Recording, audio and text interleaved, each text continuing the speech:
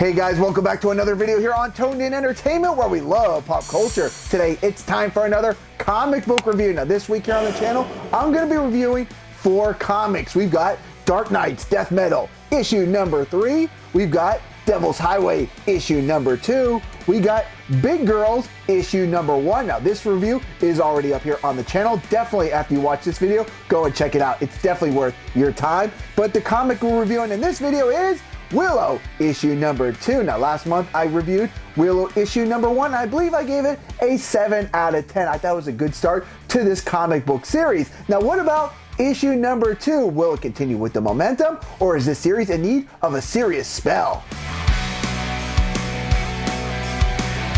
Issue number 2 starts off with Willow dreaming about her friends and her past Sunnydale life. But after finishing issue number 2, it might be time for Willow to stop dreaming about her friends from Sunnydale, and maybe it's time for them to show up to help them save this comic book series. Now I'm gonna get right to the point. Issue number 2 is pretty lackluster and uneventful. At the end of issue 1, Willow accepted Aelara's invite to stay in the town of Abhainn overnight, and when she wakes up, guess what she does? Well, she goes shopping for a sweater, takes a walk through the forest with Aleara, and shows up for the party that she had been invited to. All to find out that this town is full of people that have similar abilities. That's pretty much it. When I got to the final page here, Willow does get a surprise visit from Aelara, but other than that, this issue does nothing for me. On a scale of 1 to 10, I'm gonna give Willow Part 2, Belong, a 3 out of 10. Now I will give credit to the illustrator Natasha Bustos, and especially the coloring by Eleonora Bruni, that they tried to help bring Willow into a very colorful and vibrant world. I particularly like the scene where Willow allows herself to be free. But this is the only saving grace of making this comic score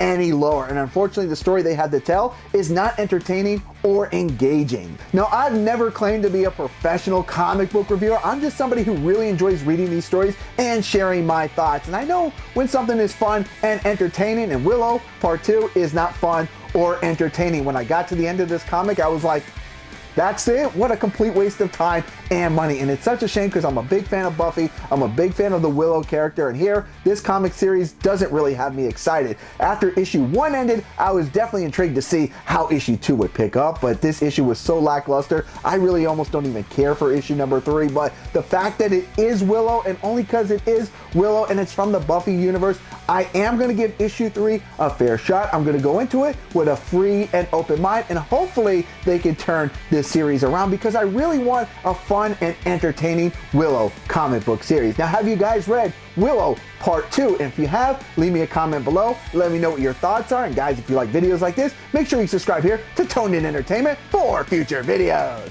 Subscribe to the channel. Do it. Go now. Do it now.